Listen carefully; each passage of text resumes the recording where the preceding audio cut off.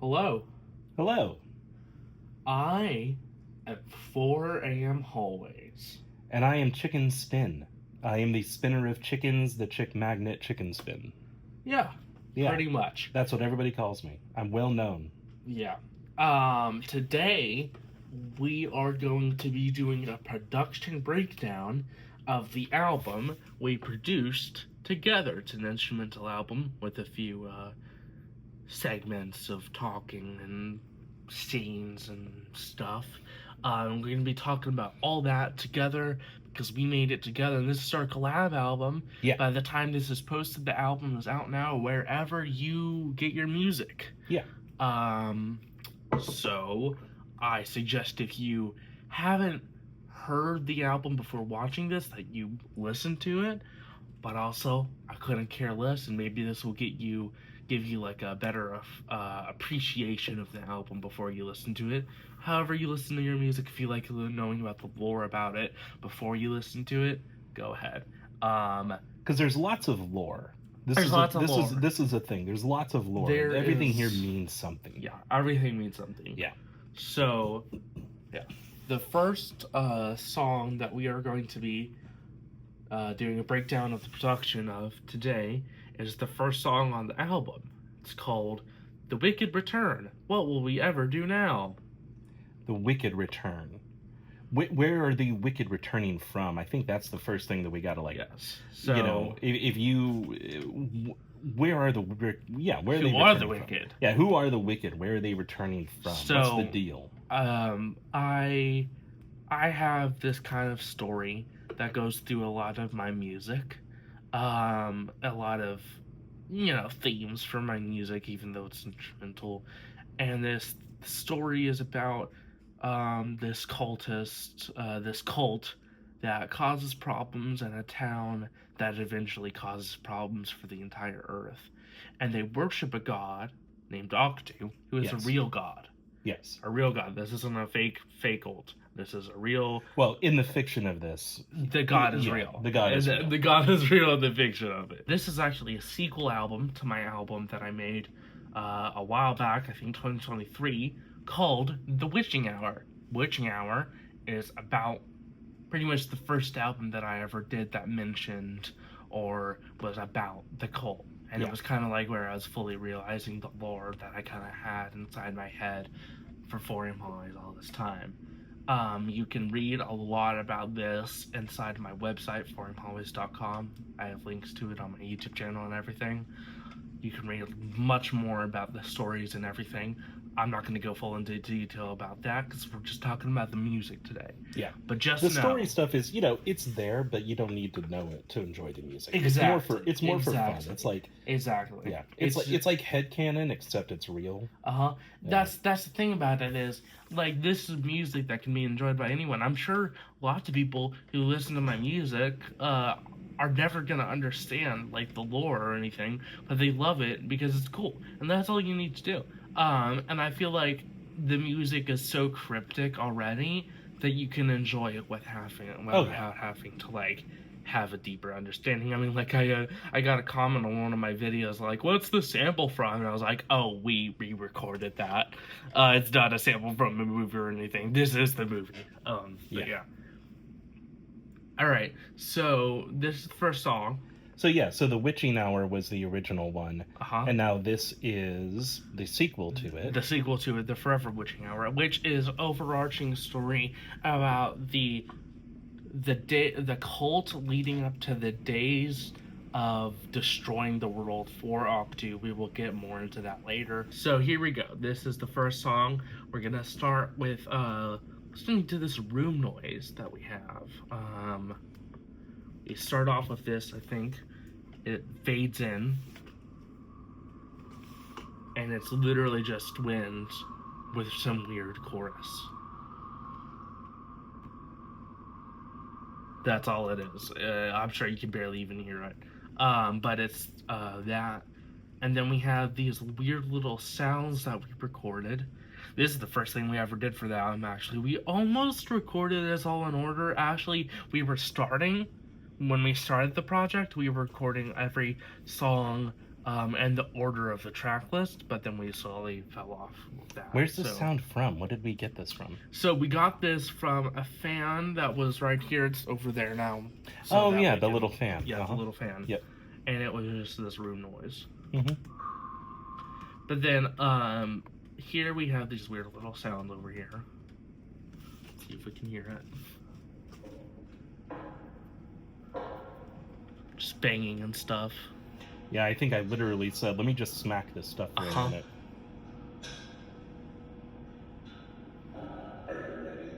And that was a lighter trying to light, I believe, also. Yes, so you say, are you ready? Yeah. And that's like the big thing, because it's like the introduction to the album, which I think is awesome. I think it's so cool that we have that.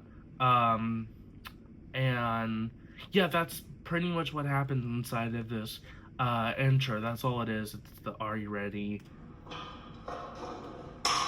Yeah, and then the last thing goes into the chorus of the melody for the song.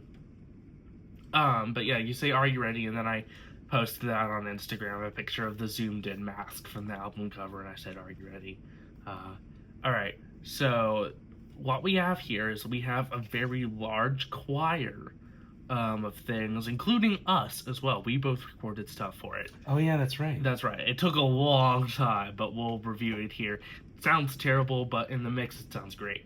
But then, because we're not singers, we don't know how to do that collectively, sadly. Right. So basically this melody and the song is the 4 a.m. hallways motif. And the 4 a.m. hallways motif is about, it's not about anything, but it just appears when just all over the place in 4 a.m. hallways songs, and it's like the melody, the theme song for the lore, basically. The first time it showed up was in the first ever 4 a.m. hallways song ever released, called Sleep. You can find that on my first EP I ever made called Moving. Or on YouTube, it's called, YouTube exclusively, it's called Wake Up. I think it's called Wake Up EP, and it includes a bunch of terrible demos and stuff from other songs. But here we go. This is the first thing saying the melody. It's like a chamber choir is the name of this synth, and it's just a synth replicating human voices.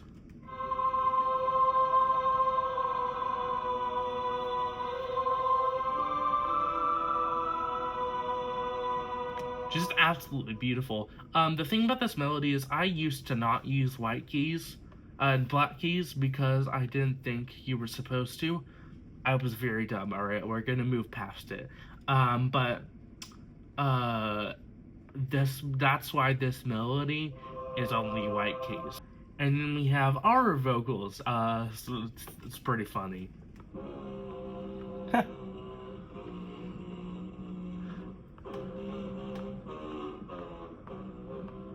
You'll never be able to unhear it now, I'm sure. Nope. That's what I was like, I forgot we even did this. Just really getting that, because all this is high end, so we just got this right here. We just did the low end for it. That's wild. Together with the crack, it sounds like this.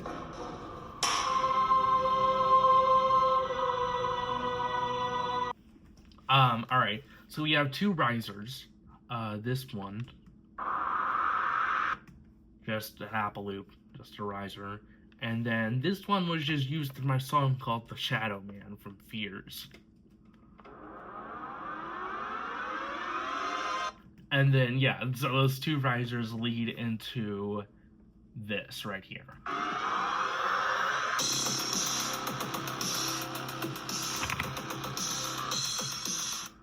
Just absolutely crazy. So amazing. So the drums, we'll go over the drums first. It's a pretty basic pattern. It's not that crazy. There's crazier drums on the album itself. But it's basically just a bump bump psh, ba ba bump psh, bump psh, ba ba ba psh. God damn! So that's the bass we did. We were just looking through, kind of like testing through basses. We were just like finding different things because we didn't really know where to go. I mean, like, I'll tell you this the first night when we did this, we only did this like 10-second long intro, and then we stopped. Oh wow, really? Essentially, yeah, that's essentially what we did. And so we came back the next day and we were just really stumped. So we were trying to find a bunch of bases, and we found that one, and we were like, okay, it needs to start with that.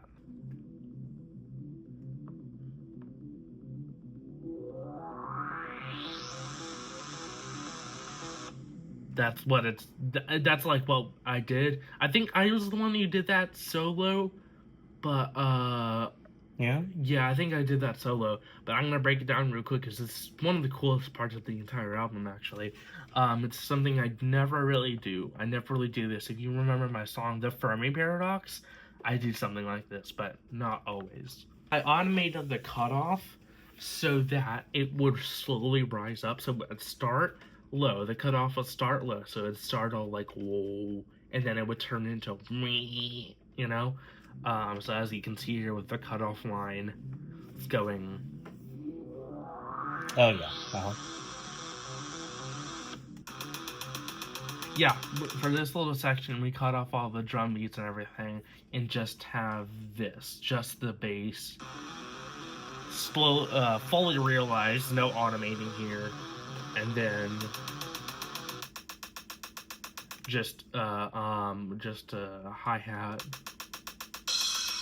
Yeah, and before it goes into the big chorus, it just is a too simple thing, just a little build up. But then here, this is a very cool thing. This is called Pitchfall. This synth isn't on this thing.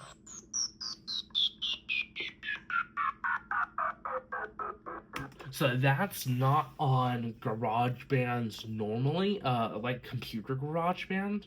Oh yeah, that was the one you had to make on the phone. Yes, so I used that synth. It's called Pitchfall. I used that synth from my phone because it's on iOS, but it's not on Mac. So I used that from my phone and then imported it into here and then cut it into a million little pieces. So normally it would just sound like meow, but then I made it sound like this.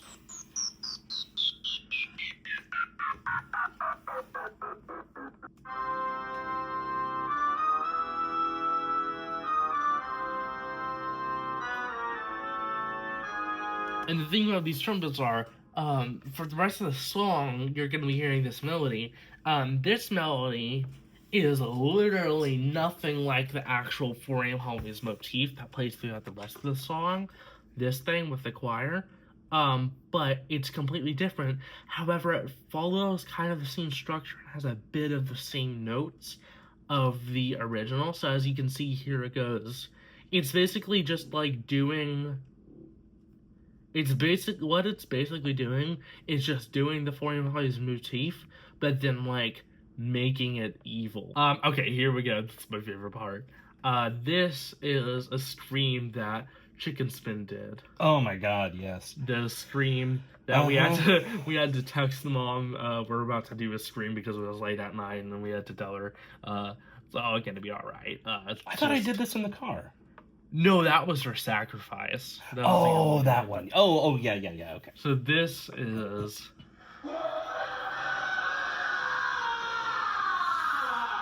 Yep.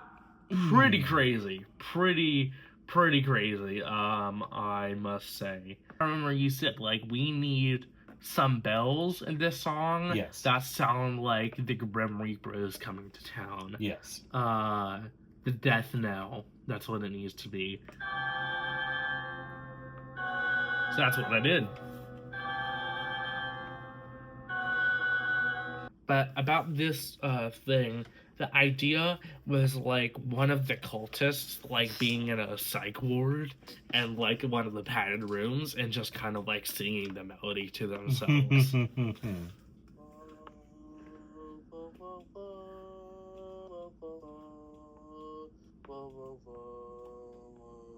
So it's just really off key and bad. Is the implication there that the song exists IRL in this universe?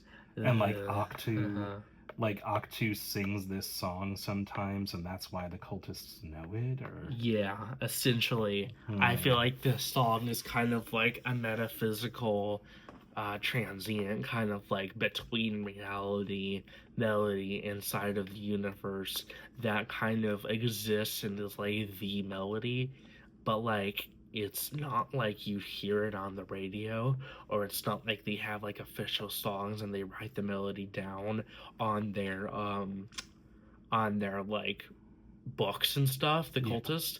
Instead, it's like Octu would sing them this secret melody, and then they would kind of like have it in their heads, but it's beyond space and time, basically. That's the Is it the secret chord that pleased the Lord?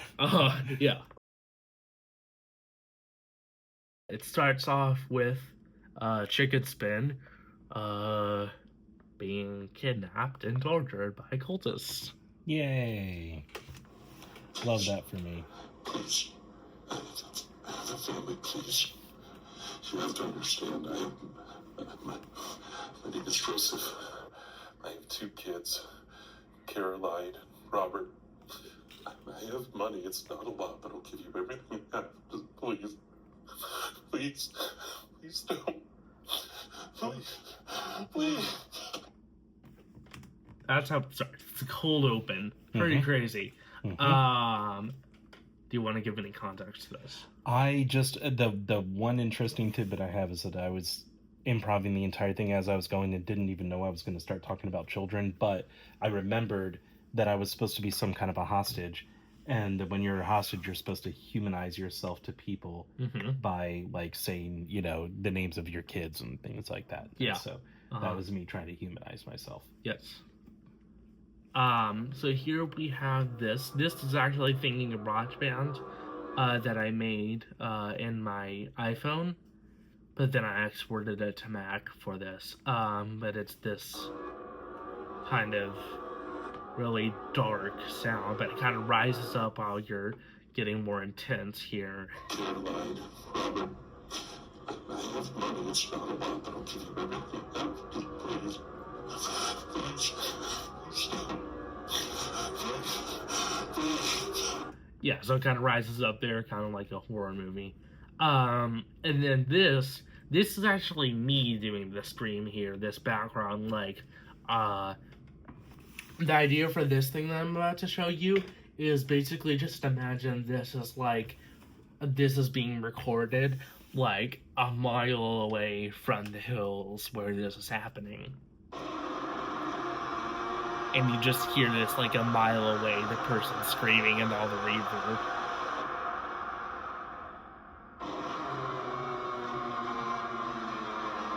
That's probably one of the coolest sounds that has ever come out of my mouth. Of course it has effects, but you know, it's really crazy. Because it actually sounds really lame without all the overdrive, pedal board, space D, pitch shifter, all that. It sounds...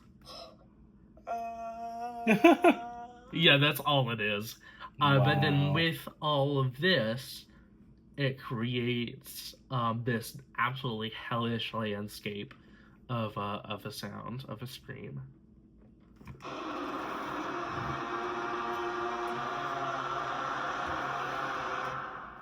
Then right there, we have the guitar start, so we can start this intro of the song, the intro of the actual music of the song, you know.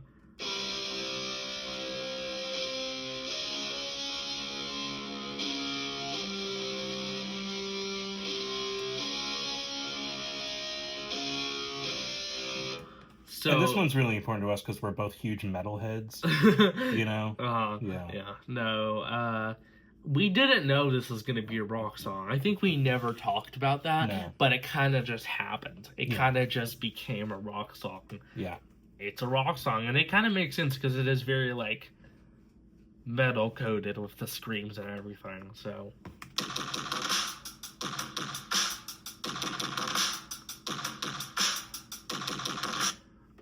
yeah, that's the drum beat. Here we have the coolest bass of all time.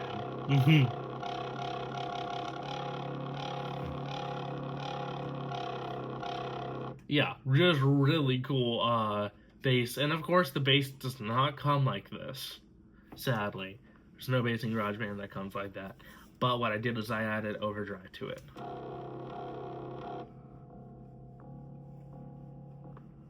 Yeah, without all the effects, it just sounds very boring. But with all that, it sounds really cool. Okay, so here we go. Remember the last song where we talking? I believe we were talking about the pitchfall and all that. I exported that into this song, but uncut, so it's like the actual full thing.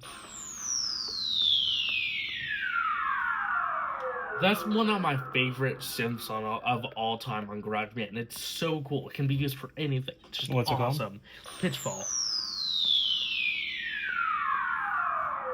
It's very Doctor Who also. Yeah, it is. You're right. It is. Uh-huh. But it's not. It's not on Mac. It's only on iOS, sadly. I don't remember this.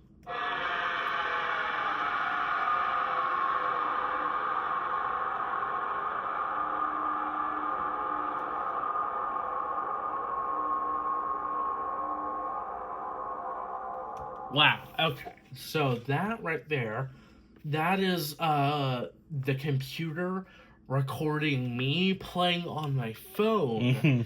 Me doing me going on the strings on GarageBand, like a bunch of string instrument on GarageBand, and just sliding my finger until it goes into the C note, and then just with a ton of distortion. So regularly, it'll sound like, hold up, it'll sound like this without all that.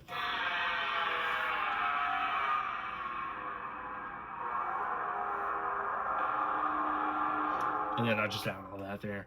Okay, here we go. This is the coolest part of the whole album, probably. Not really.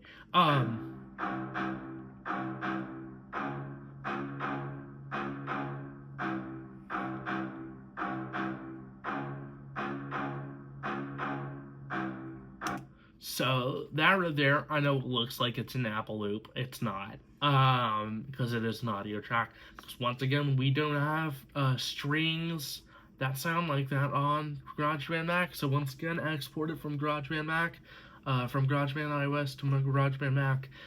Essentially, this is just playing the melody, but with a really short, violent sound, and it just sounds like a horror movie. And real quick, if you want to know what Octu looks like, he looks exactly like this. That is not at all what he looks like, but yes. That's Octu.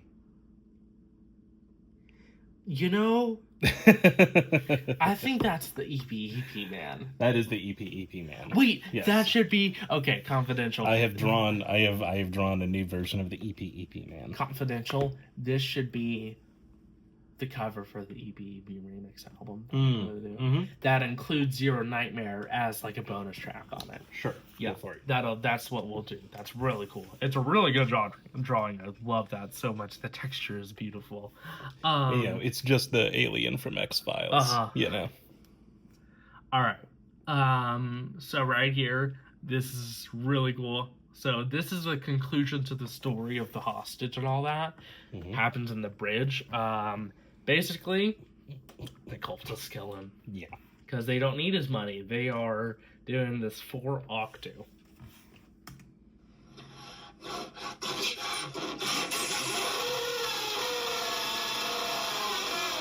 That was the one that I did in the car. Yes, you did that in the car. That's one that always makes me. Let me tell you here. This is my little insight. This made me think about or realize something for the first time. It's really dumb when a cult sacrifices somebody, because a sacrifice is something that you give up.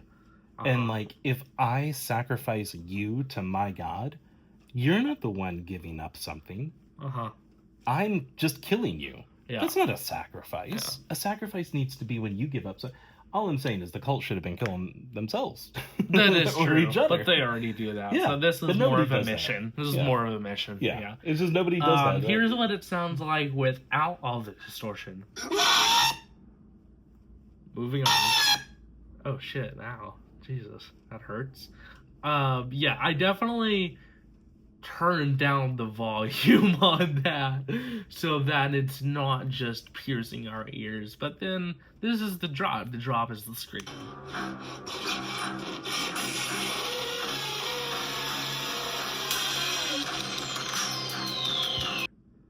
Alright, next song.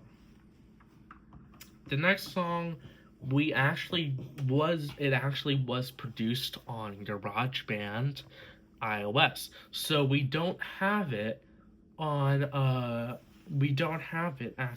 on the computer. Right. It wasn't produced on GarageBand on the computer. But the next song is called Meditation 2.0, or How I Learned to Stop Worrying and Love Death God. Dr. Strangelove. Ha ha ha. Yes.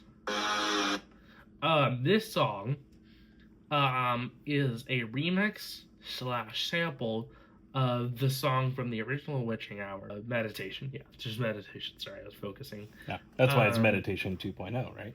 Yes, that's why it's Meditation 2.0. Yeah. Let me find it. The original right here. Here's what it sounds like.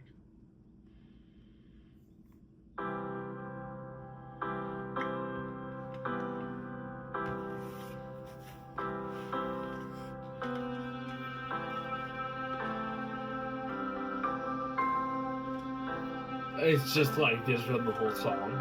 It's a beautiful song. Absolutely wonderful. It has shades of Smashing Pumpkins, Melancholy Infinite Sadness. The opening track of that, I believe it is. So that's basically the original song, and then we remix it here. So it transitions into the next song, The Hills Call. Now, Hills Call is the single. It's probably the most, I think it's a really cool song. It's very emotive. I think it's the most emotive song on the album. So about this song, it actually goes insanely well with Nissan Altima by Doechii, so I kind of layered the vocals on top of it. I can't play it because this is YouTube, but you can play it for like 5 seconds. Yeah, I can't. Let me just... You can do it for like 5 seconds. Come on. During Sacrifice, Chicken Spin wrote this melody, put it into Sacrifice, and was like, why don't we use this in the background of Sacrifice? And I was like, no, we're not going to use it because it's the best chord progression I've ever heard in my life, and to use it for the background would be disgraceful and rude. So, since this melody was so cool, I decided to use it for an entirely other song, and the song is The Hills Call. It's a very quiet melody. But what it does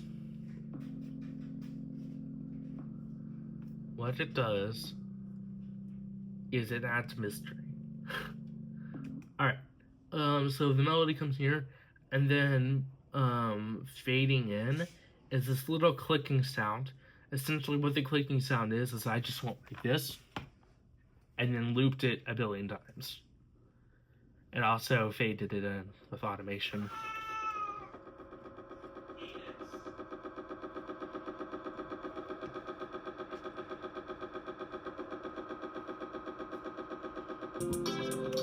Okay, yeah, so what happened here, this little thing, I was going to put like a really like long melody here with this little synth.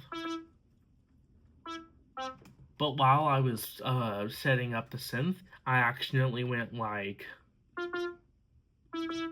I accidentally just like clicked something and it went like... And you were like, we should have that be in the song. I was like, yes. Yeah. Yeah. And so we did this.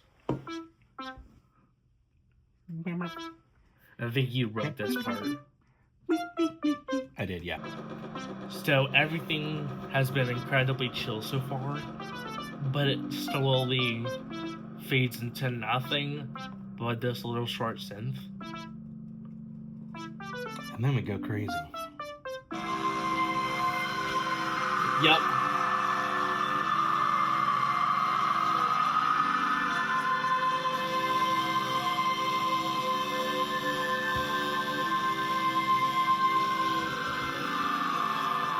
Alright, let's break this down. This siren that you're hearing right now is from YouTube. It is used all throughout the album, all throughout my songs, ever. It's like so good. I love sirens. Where'd you get the siren from? It's just a YouTube sound effects that I found on YouTube.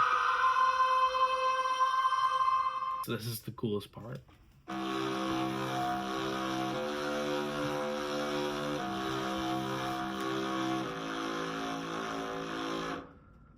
That's just the bass, and then I think you said we need to make this distort slowly. Yeah. And so I made this bass into 4 tracks, and then each track I just made it more and more bit crushed.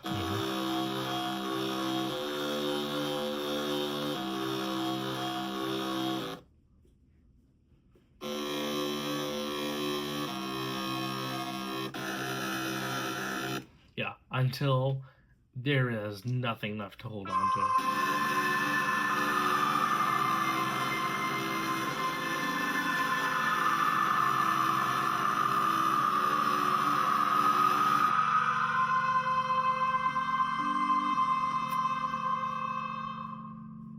Yeah, sirens fade out, and then we just are left with this absolutely gorgeous melody again. Yeah, and then for this part, you were like, it needs to have a what moment at the end for the outro. So that's what we did. We just duplicated this, just add distortion, and then, of course, automated it to fade in. And that's The Hill's Call. Really cool song. Yeah, I'm gonna go get a drink.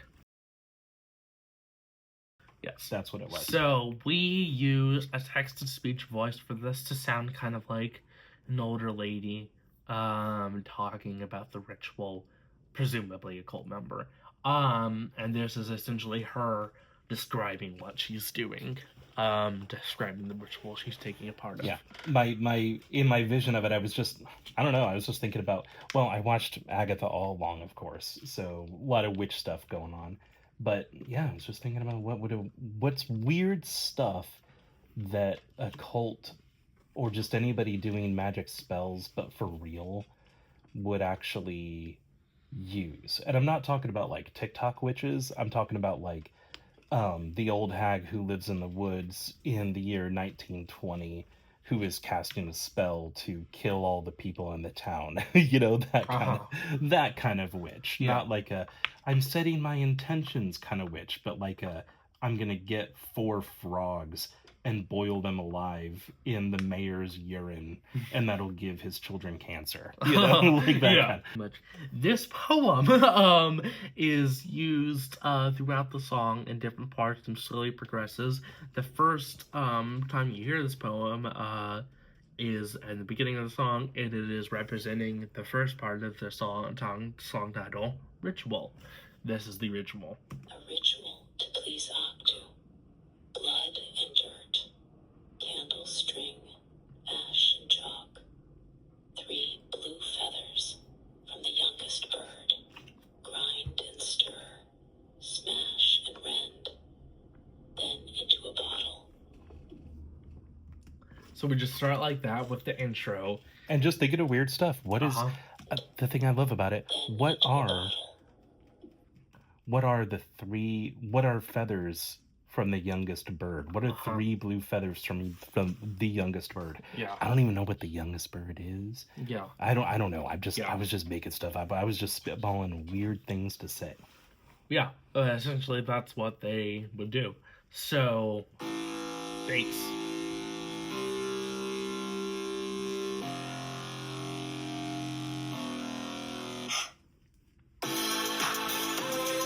Alright, coolest drop ever.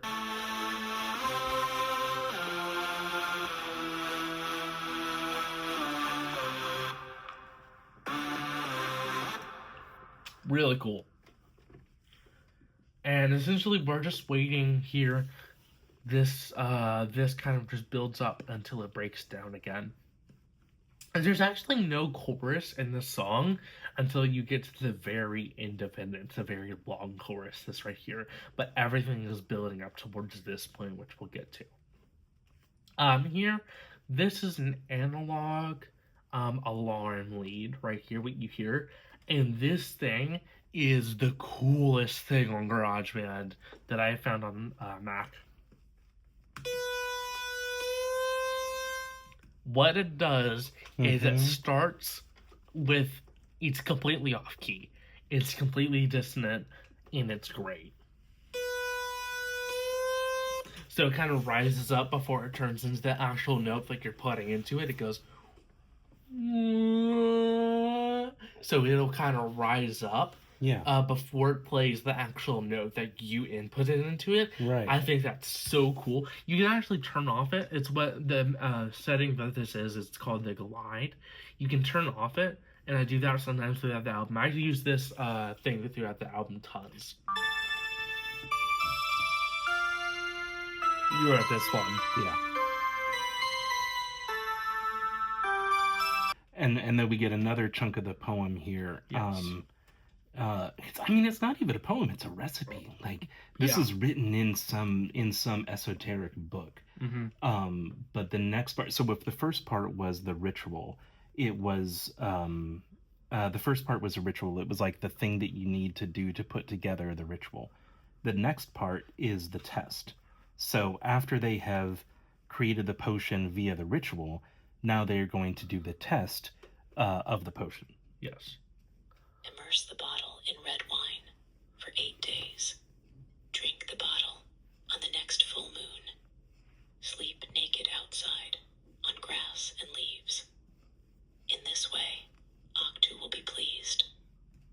Yeah, and that's just, it's just like it sounds. It is the idea of, once you got this bottle, let's do something crazy with it. You're drinking it, which is weird because I think if we go back to it, the bottle is filled with feathers, blood, dirt, candle wax, and a string, I believe, is everything that's inside of it. So how much blood would needed to be in there to make it into a drinkable liquid? Where did the blood come from? It's a cult smoothie. Let's not talk about it. Let's just keep going. Immerse the bottle Yeah, in right red here. wine.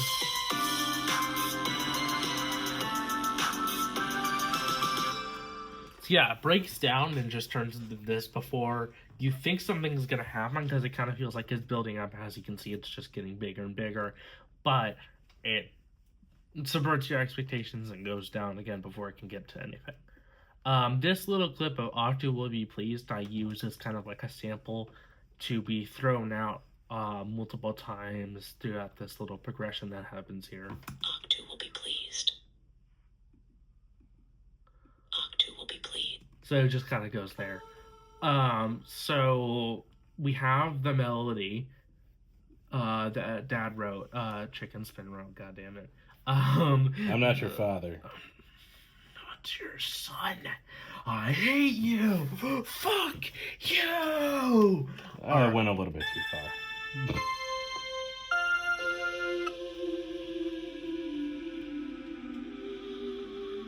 This is so 80s, actually. It's very chill. This is actually so 80s, this part right here.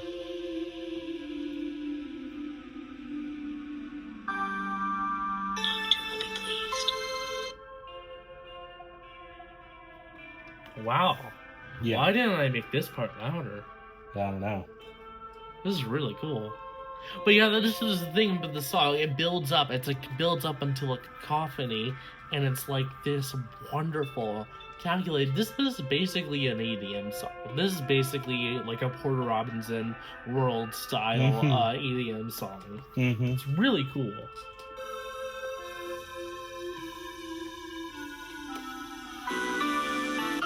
But yeah, it just keeps on getting bigger and bigger until the drop. Then we have bass.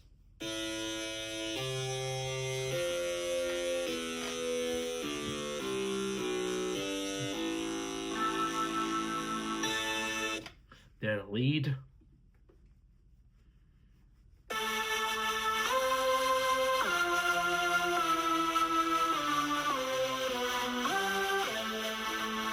Then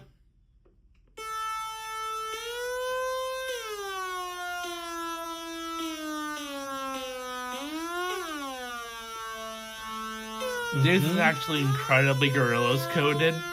Incredibly Gorillaz coded. Yeah. So it's just really off key, and then we get the drum lead up. Like I do in a lot of my songs, where I have the drum build up. So this song is actually very similar, at least this part of the song is very similar to my song called Blast Off Intro, which was the intro to Extra Pop, which is kind of the inspiration for this, of kind of like building up until a humongous drop. Yeah, then it turns in, so we just get bigger and bigger until...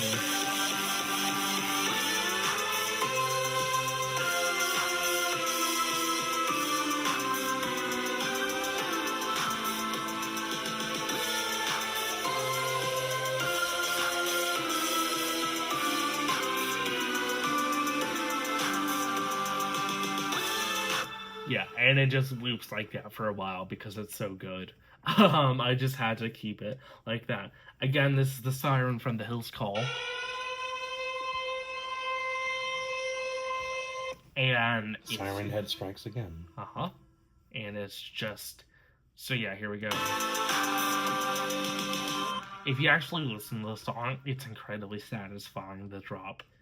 But you won't get that from here.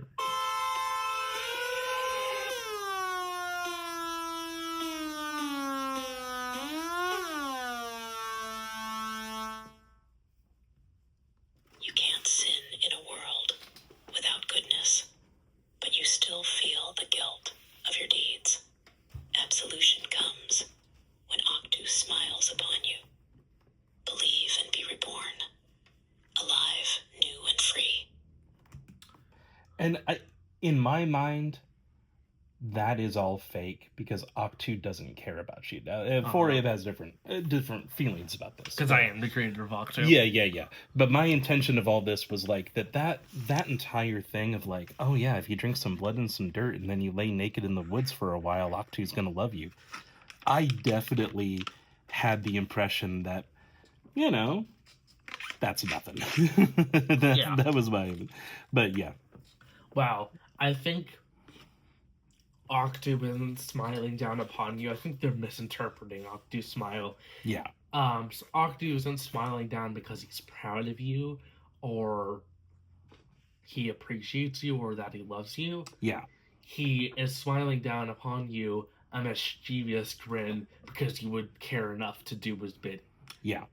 He's smiling down upon you like this, because he's grinning at your submissiveness, your and stupidness, your subservience. You're subservient to me.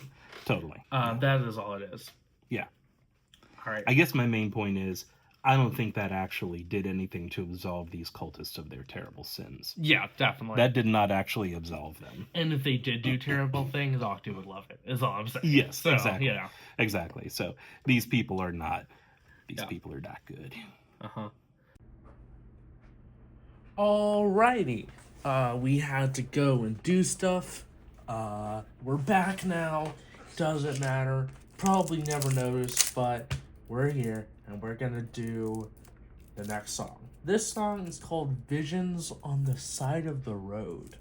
This is an important one, lore-wise. Yes. And again, it's Really another... important. It's one that people...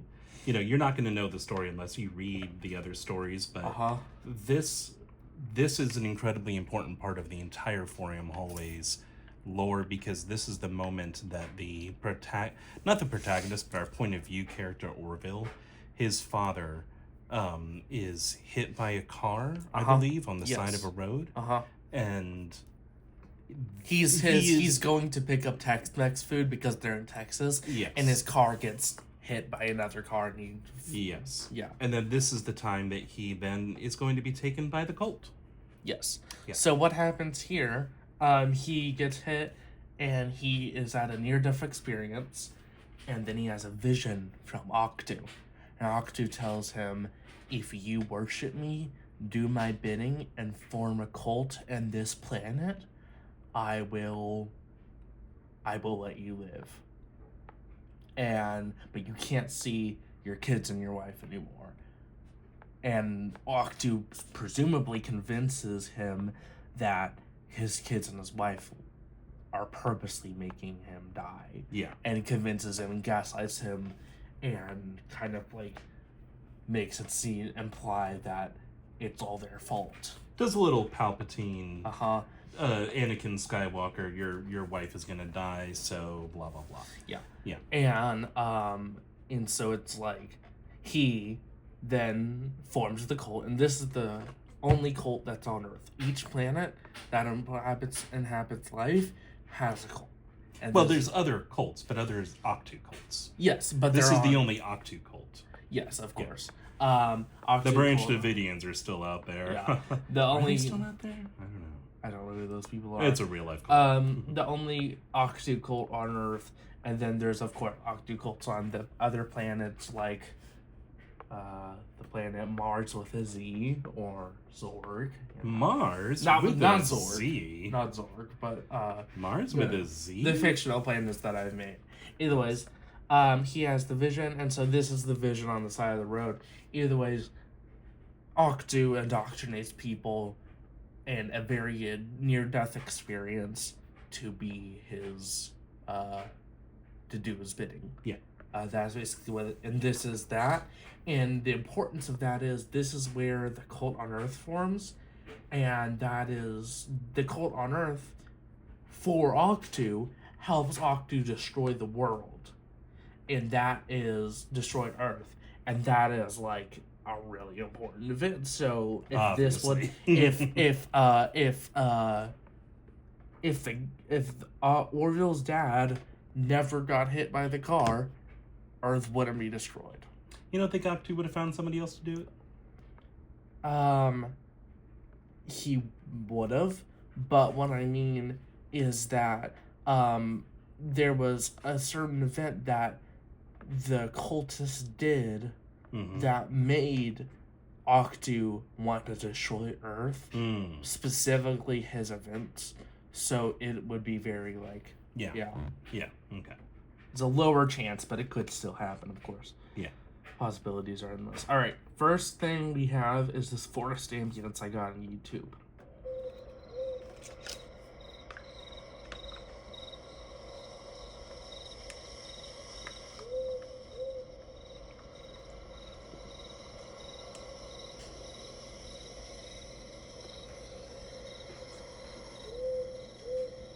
Yeah. And so that's the basis for the song. And then we have a pad fading in.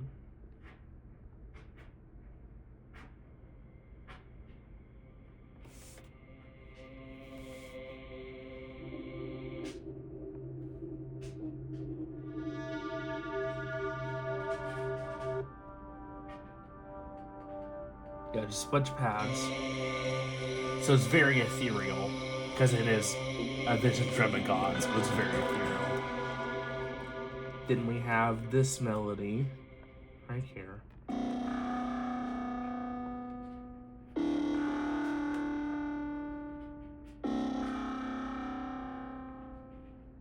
And I believe you wrote this one. Yes, because it's the one that speeds up. Oh, yeah. Yeah, Yeah, it slowly speeds up.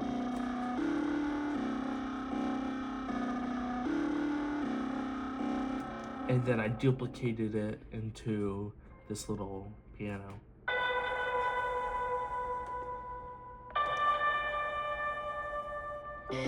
Alright, so this next melody is transformed and used later, and it's the best thing ever.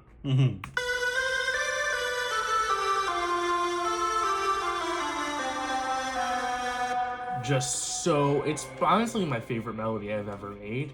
And if you combine it with the second part of the melody that gets added later, it is the best thing I've ever been a part of, because you wrote this next part.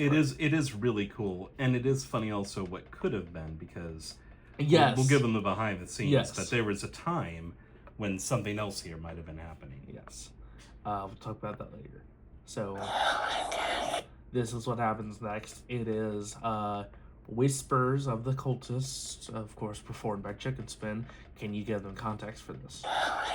I found some passages from the Satanic Verses, and then I just read the most esoteric, weird stuff I could find from the Satanic Verses. I read them. So you know, there's a type of speaking that you can do where you're like exhaling and allows you to give a breath in, but then you can also inhale. So I did it one time exhaling, and then inhaling, and we layered the two of them on top of each other. Yes, and we and created combine that them string into this one right Yeah. here.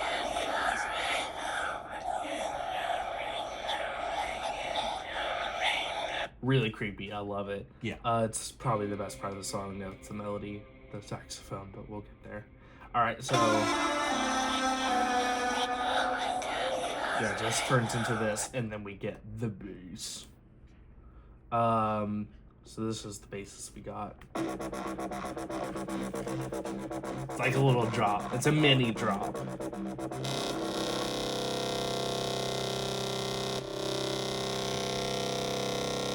So just really cool bass. It's a very loud song.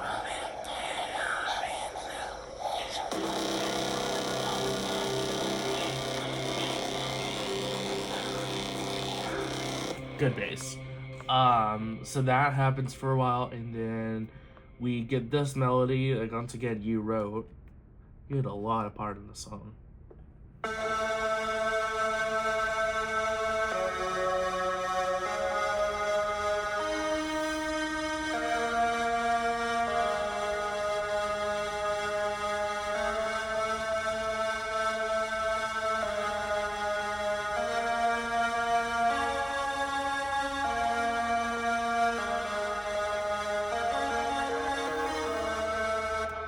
Yeah.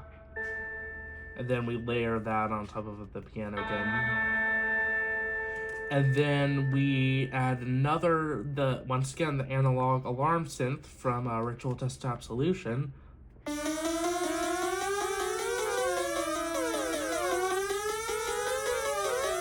Super cool. You wrote that. Once again, you were the one who wrote that. I did do a lot of this.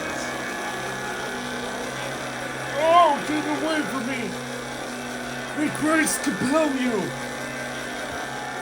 Alright, and then it drops down.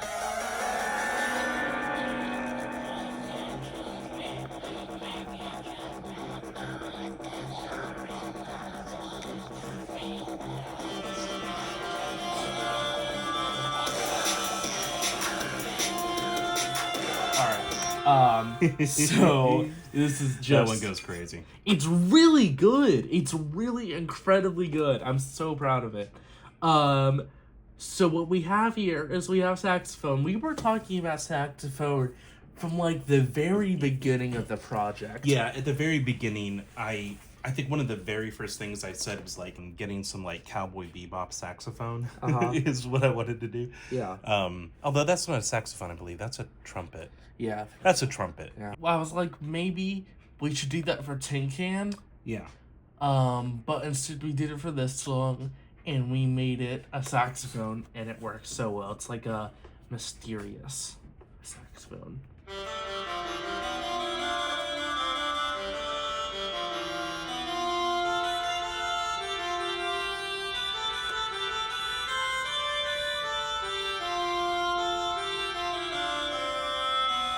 Just the best ever. Just so good. Wonderful composition. So you did this, you did half of this, and then this is this part right here that I'm going over. That part was me. So we kind of like combine all this together to make combine both of our melodies. Really cool. But the whole thing that I want to talk about here, before we get to the drums and everything, is that I thought this specific melody right here,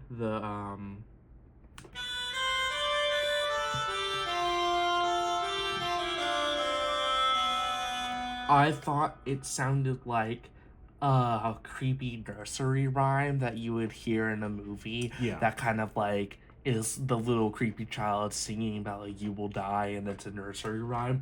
That's the vibe I got. I was like, we cannot waste this potential. So as you can see here, there's a million audio tracks. I tried to do a little choir thing. It sounded terrible, so we cut it. But I'll give you insight to what it sounded like. I'll try to recreate it. I think it was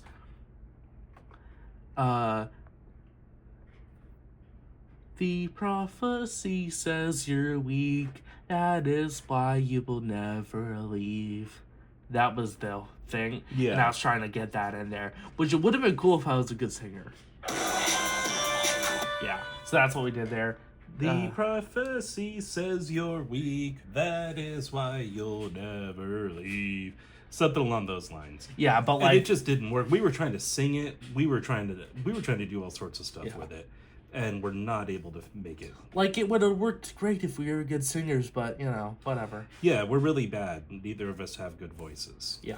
But I mean, you have a great talking voice. I have a terrible talking voice, but you have. I'm perfect, and I have a great singing voice too. But I just never let you hear it because I don't want you to feel bad. All right. Really good stuff.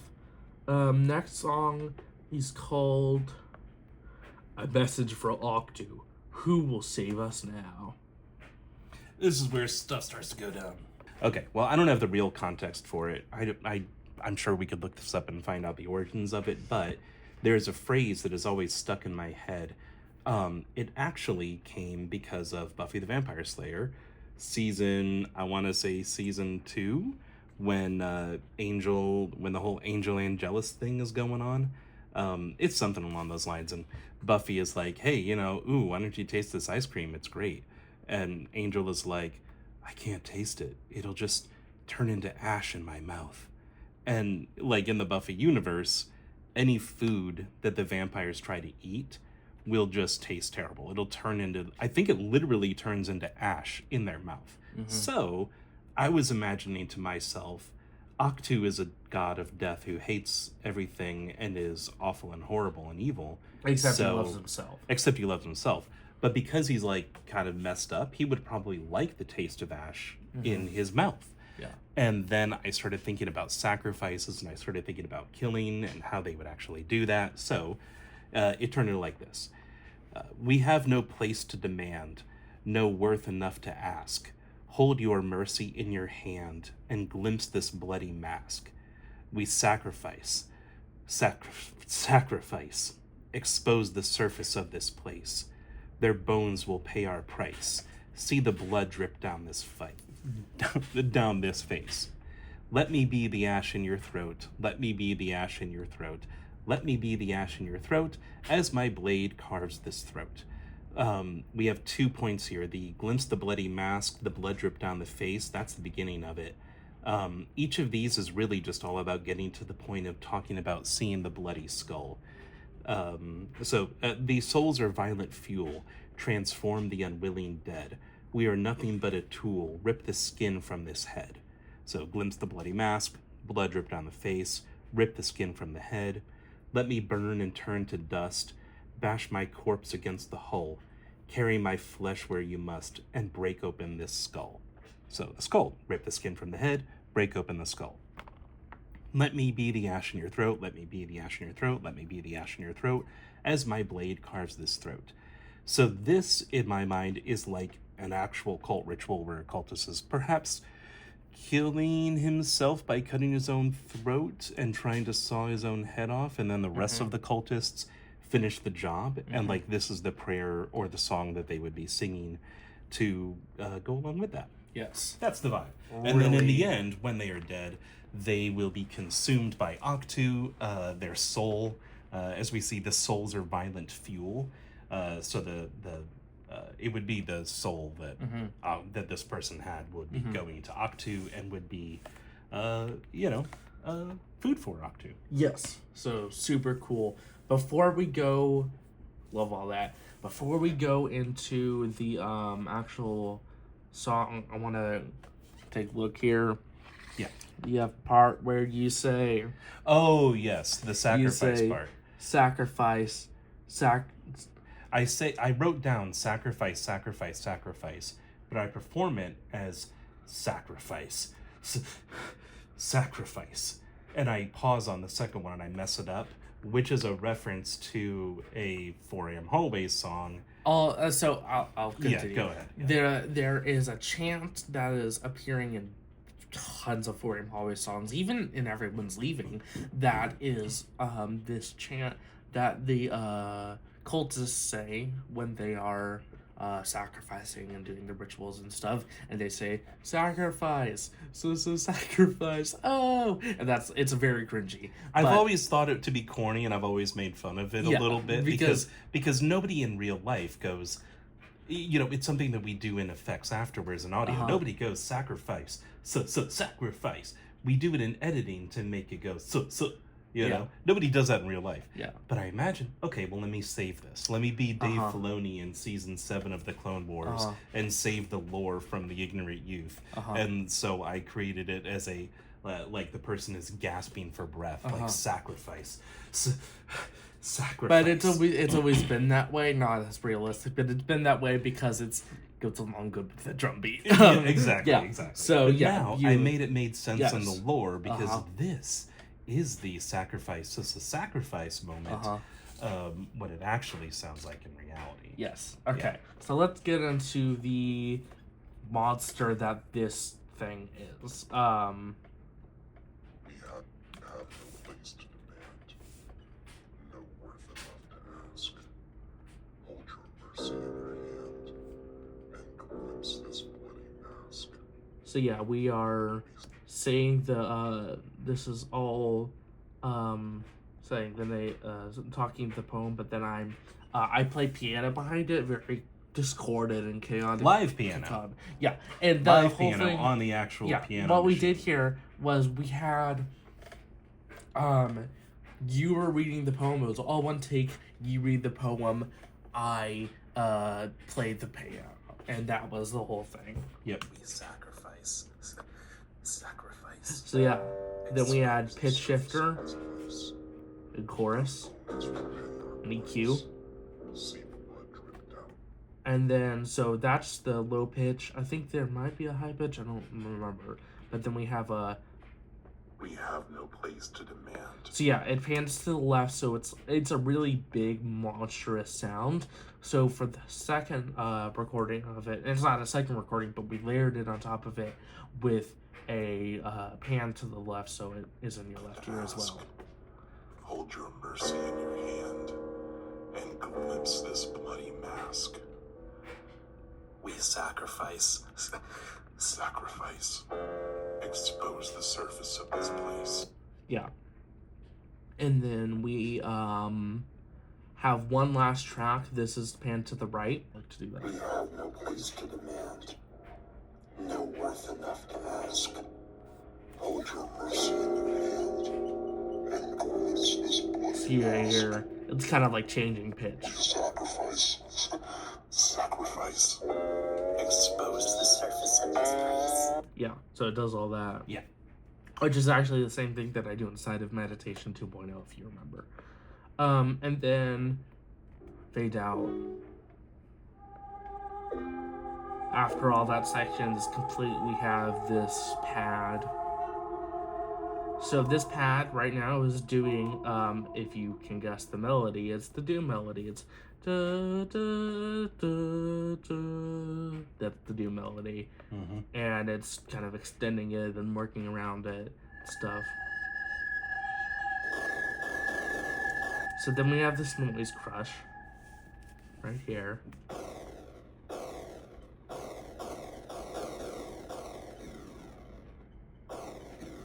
Yeah, so basically, when I made this sound right here, I got this weird bit crushed kind of noise thing. And I just pressed random buttons until I made this. And then I realized this was actually a perfect rhythm, so I kept it as is. Mm-hmm. I didn't even have to change it. Really? It just sounded... Actually, no, the one thing that I did change was I added the second... I added that second one just so it would be more of a, because it wasn't the correct length. It wasn't like four bars, so I changed that a bit. But then slowly but surely the piano goes away.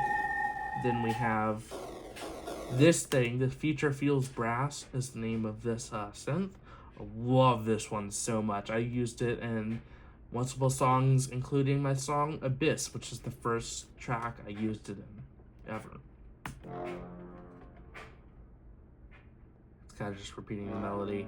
And then eventually we have, again, we sample the poem like we did inside of Ritual Test Absolution, where I sampled a certain line from the poems being read and put into the rest of the song, so we have it right here.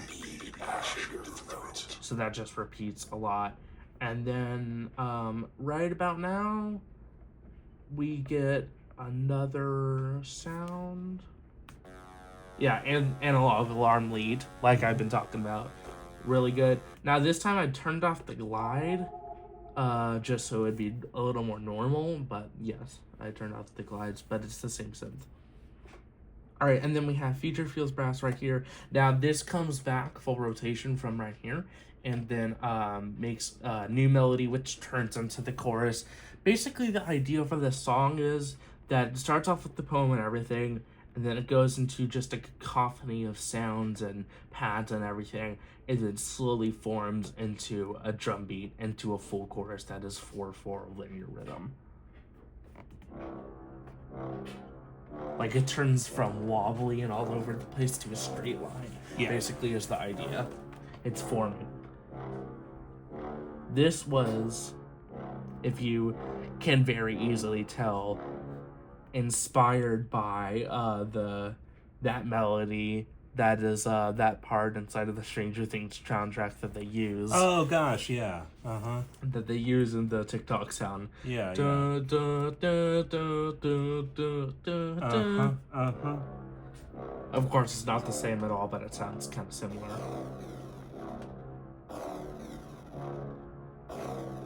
And then we have the analog alarm lead for the drop.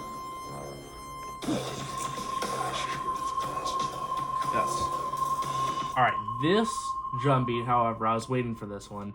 This one is crazy. This one is like top tier drums I've done. I made this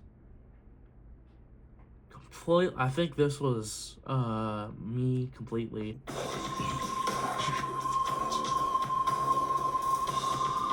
And then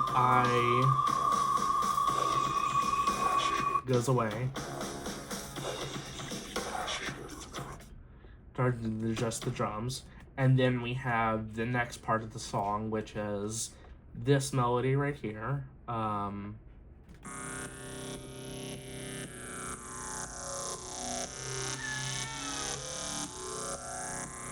That's our cat screaming. He's old. He's fine. He's very old, and he's not being abused, and he's not being hurt. He's just very... He had food like an hour ago. Alright. So this melody, as you can kind of tell, is the 4 Hollies motif. It is the...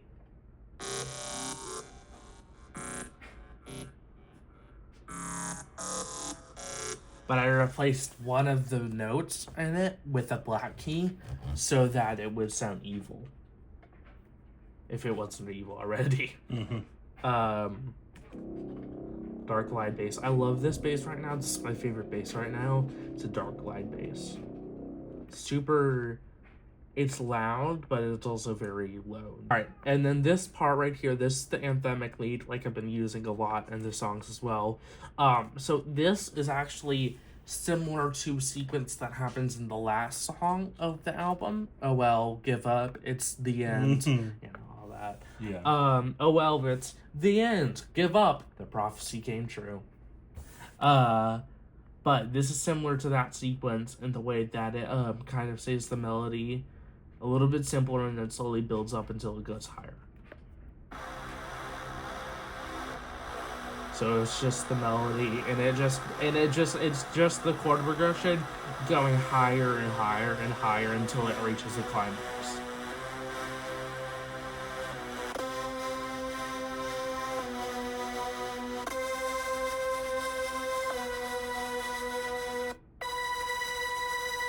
That's all it is. But it's the same synth, actually, and the same kind of sequence vibe as the last song, so it's kind of foreshadowing to that. Alright, next song. This one is Tin Can, the vigilante that stays in our hearts. Tin Can? Tell us about Tin Can. Alright, so Tin Can is a cat in the Forum Hallways lore universe, and this cat is kind of a hero, kind of a villain. He basically just does crazy stuff around the town, little misadventures. Like, Orville is the point motivated of view. by his cat instincts. Yeah, Orville is the point of view character, Uh-huh. but Orville is not the protagonist. Tin Can is the protagonist. Yes, exactly. Like, Orville just kind of, like, is the person who is around while all of this horrible stuff is happening. Uh-huh. And Tin Can is the actual, like, no, I'm going to go and take care of business and save the day. But he doesn't actually do that. Yeah, he's very silly. But he actually is a cat that does really crazy stuff. Yep. So, we sampled Hamilton's purr. Hamilton is my cat. You may recognize him from my videos, and you may recognize him from Eats He's the fat orange one. Yeah, he's a fat orange one.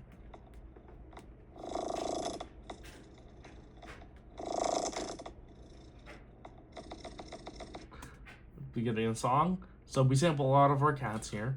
We also have Ketis, who is right over there trying to destroy the Legos. And that's the one he was over there going, that's him. That's his little meow that we sampled. I think you went over there and you woke him up from his sleep, and he made that little sound. And then he immediately fell back to sleep because he's old. He's so ancient. Yeah. So we have, this is basically the intro sequence, I'll just play it.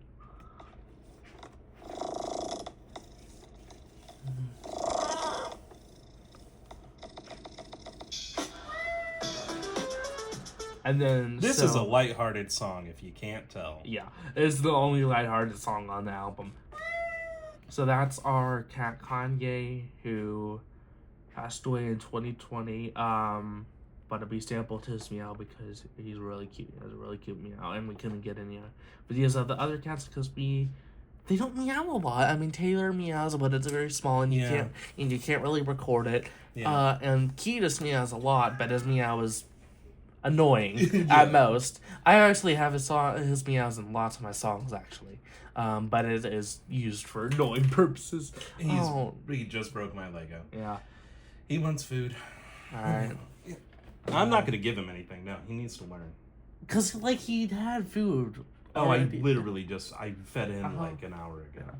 And he has cat dry food, but he doesn't want it. Yep, he's got everything he needs. Yep. So, either ways, and then Hamilton doesn't meow. He's very shy, and when he does, it's really sad. Yeah. So, we got Kanye. The only time he really meows is when he's walking down the stairs carrying his favorite toys. And he'll just do, like, one of those. But he does that's when he's sad. When he actually makes noises, it's when he's woken up from his sleep and he's all Yep, he does his little mouth sounds. And it's just so cute, his little coos. But then he also he chirps like a bird when he jumps. Like, he'll jump up on the couch and sit beside me, and he'll do a little chirp. He'll go like, so it's really cute. Anyways, Tin Can. Yeah, so he just uses all the cats to combine for Tin Can. Alright, here we go. Here is the drum beat. Right now, we'll just play it. So just a kick snare pattern, that's all it is. But then here we go.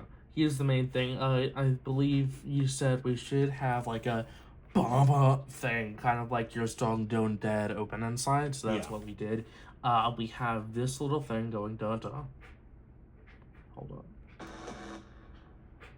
That kind of loops just a bit. And then we also have a lower bass going like that. That's really cool.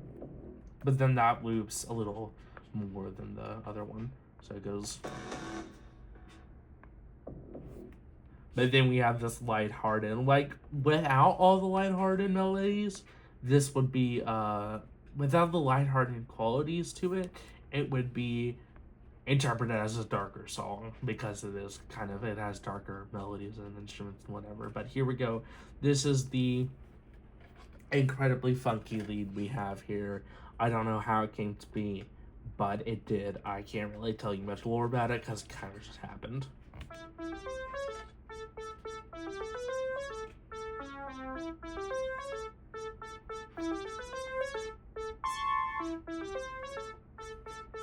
It really That's is it. incredibly funkalicious. It is so funky.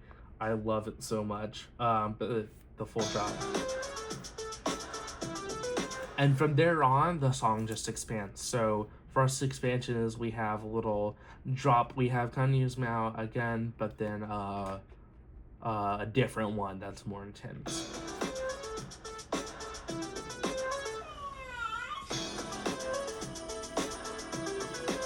All right, and then here we have a bass, the Dark Glide bass again, like I used in the last song I was talking about. Super Halloween coded, and then this pad.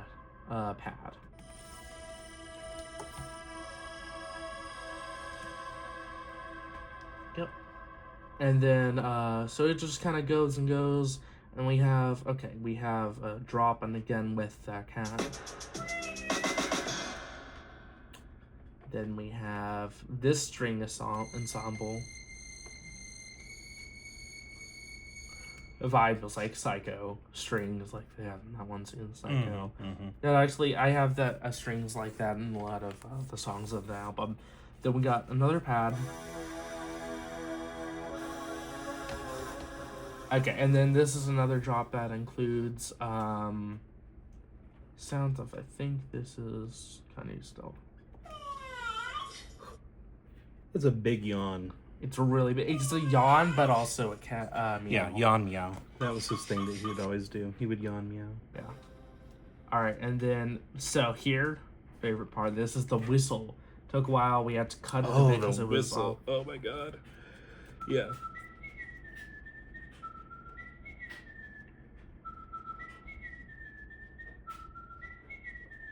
So that's just very on the background of it, but you can notice it now. Barely noticeable unless you know that there was a whistle there in the first place. Then more building up. This part, I think you did.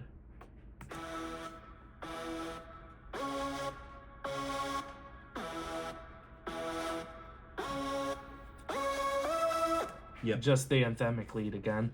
Do a lot of big like EDM leads in this album. Just works.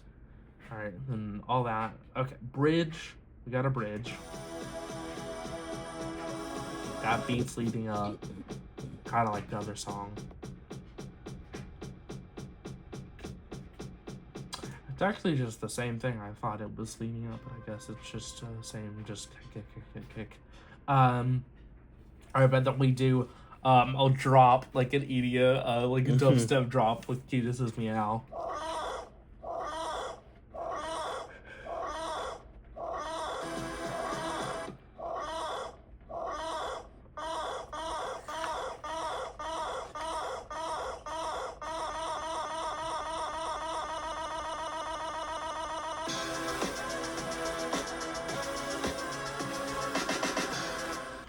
So at the end of the song, we have a sequence where everything goes down.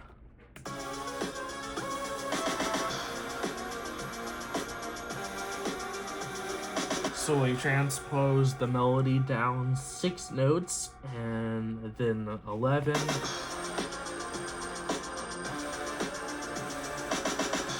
So it slowly gets lower and lower, and then this really cool thing, we make the thing go slower after it goes lower.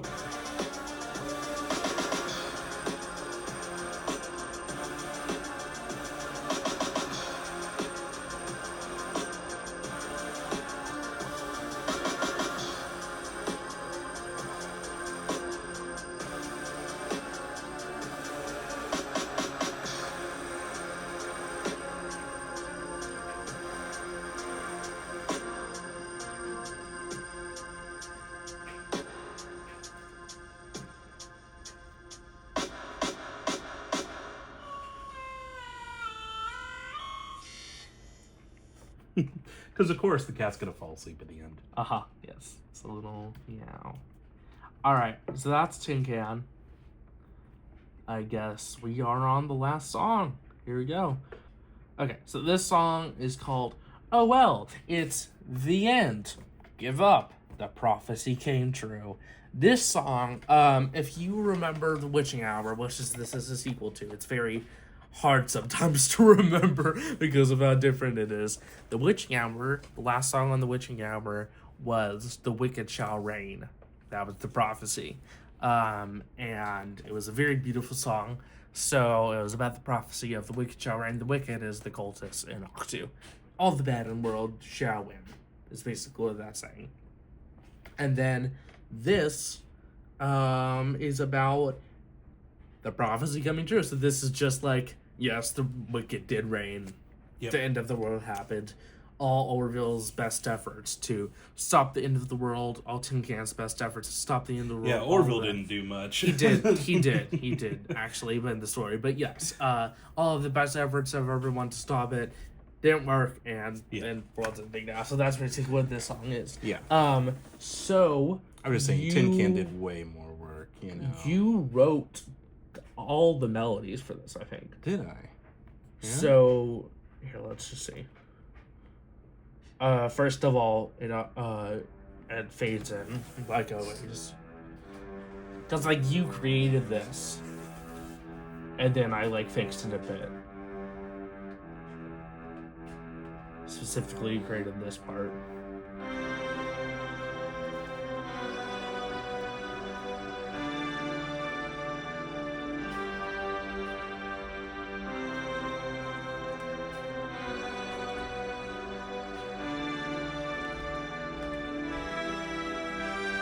So the vibe for this is movie trailer song. This is the song that plays in the movie trailer.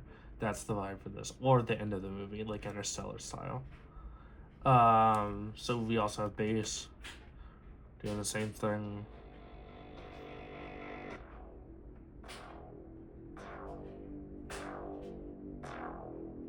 Yeah. But it starts off with room noise, which is the same room noise from The Wicked Return, the first song on the album. Ta-da. Just like the first song. Alright, then we get the strings. Alright, here we go. This part was really cool. So this is a hard rock guitar playing on the dead string section and then pitching it down a whole bunch, so it originally sounds like this, and it's kind of like a rhythm guitar thing, which is lame, but then we add all this together and it sounds like kind of Doctor Who vibes. Alright, then we get the analog alarm lead, finally. Again. Without glide, so it's not discordant, but it is the same lead. It's a really beautiful chord progression melody. It really is. Yeah. Okay, then this, I wrote this little pluck thing.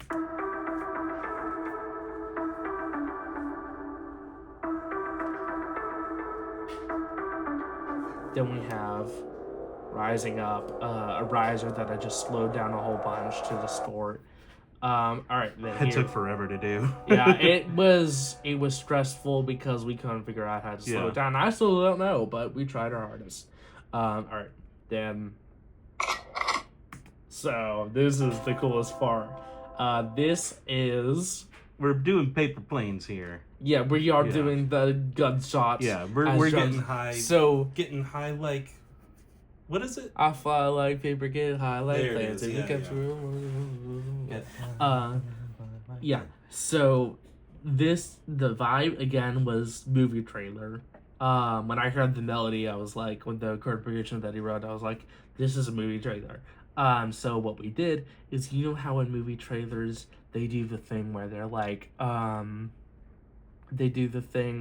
where they like use like the sounds of the guns, or they use the sounds of the of like whatever the people. fighter action scenes are. Yes. They turn those into like a drum set or into the beat, basically.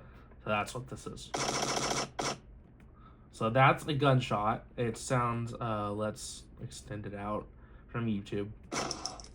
That's all it is. Then I shorten it to just be that. And then, so that's the functions as the kick because it's a low gunshot. And then this is the snare because it's a higher gunshot. So, altogether, it's like this.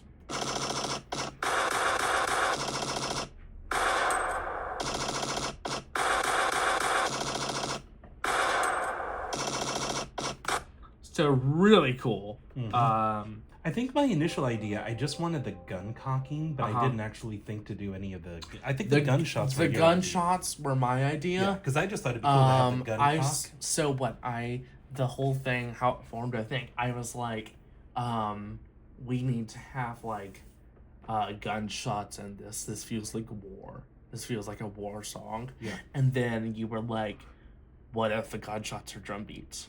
Yeah. Then we did that. And then afterwards, after the song was finished, you had to add this little cocking so that we can know that it's like when the drop happens, we know we're about to hear gunshots because it's kind of unexpected. Right. It sounds more catchy this way.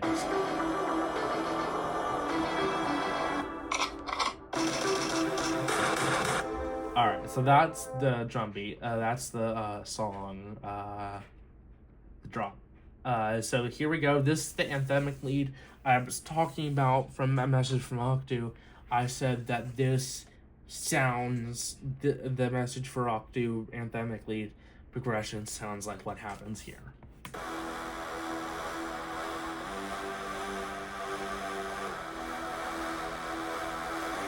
So it's just the two notes, but then it slowly turns into more than that.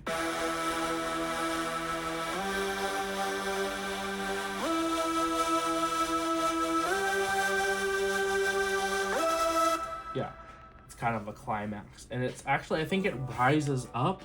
Yeah, so it automates and it rises up so that it will be louder. It gets louder as it goes.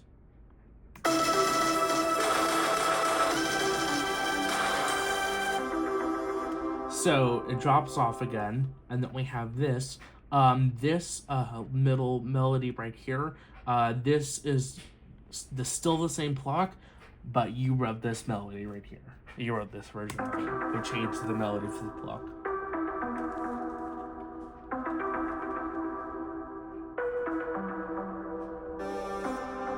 Then we have the analog alarm lead. So basically it just builds up, it adds all the other instruments and slowly builds up until we have the next chorus, which is, we actually don't have the gun cocking this time. Just even bigger with the extra pad added. Actually, I'll say the build-up for this is similar to the way that it drops down and builds up in Ritual Test Absolution, which was unintentional actually, because Ritual Test Absolution was the last song we made for the project. So technically this would be right. foreshadowing, but we made it. Alright. And then finally we get the coolest part. We have both of the leads that I've been using throughout this album tons of times. I make it rise up.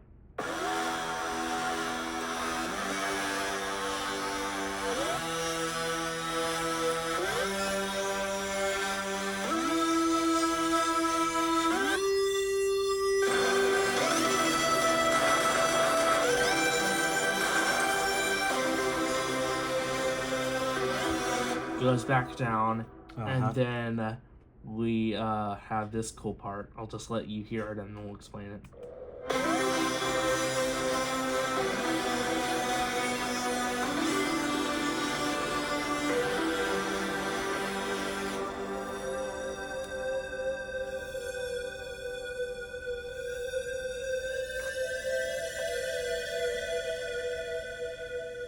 So, as you can tell, that's the 4M hallways motif. Yep. And of course it ends that way because if you remember the original The Witching Hour, it ends with the hard rock guitar doing the melody. It kind of stays, it repeats the melody throughout the song and then turns into that. Yep. Which, if I remember, That was my idea. that was your idea. And it was my idea to do this one too, I believe. No, I put this in here myself because I was like, Okay. because it needed to happen. Of course, we all knew it was gonna happen. Yeah. But so basically, how this works so well, I think what it does is it sneaks up on you. You think it's just repeating the same melody, because look, the original melody throughout the whole song is just. It starts exactly the same. Yeah. As this, so you think, oh, we're just saying the melody again, but then it tricks you. And the trick is so subtle, if you don't actively know the 4M hallways motif or know that it would come next, you don't even realize that it happens. But it's very subtle, and then reverb fades out, and then that's the end of the album. It's good stuff. Really is. Yeah. Really cool. If you had anything to say, you can say it. No, I'm good. This was awesome. Yeah. Yeah. Witching Hour forever. Yeah, it's forever. R.I.P. Orville. R.I.P. Tin Can. No, Tin Can is alive. Tin Can is alive. Yes, Tin Can is alive. Even when the Earth is dead. Yes. So if you remember, I don't. there was so inside of the Wasteland book, the Wasteland story thing, Orville, inside of the written text version, Orville finds Tin Can. Tin Can runs up to Orville, and then they spend the night together and hang out, and or eventually Tin Can runs away. Yeah. Right before Orville has a panic attack. Right. And so. But do we never see We Tin never. Can again? We never see Tin Can again. But in the lore, Orville was the last person alive. Orville is the last of the human race.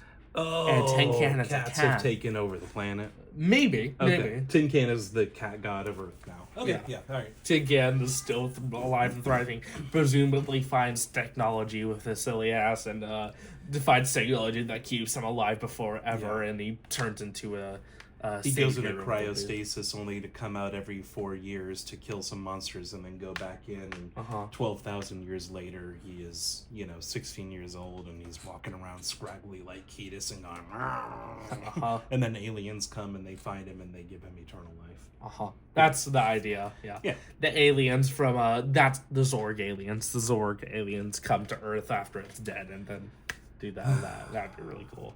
Tin Can in Space. Now, The Further Adventures of Tin Can in Space is your next album. you're right. I said this is what happens. That's what happens right there. I make a dumb joke and then he goes, "That's what I'm gonna do," and then does it. All right. Closing off. No, that's flipping people off in the British. Oh, okay. If you go like this, that's flipping people off in British. So, there we go. Peace. Nope, that's something else. Nope. Just, what is it? It's not. Don't worry about it. I'll tell you when you're older. Peace. Peace. Goodbye.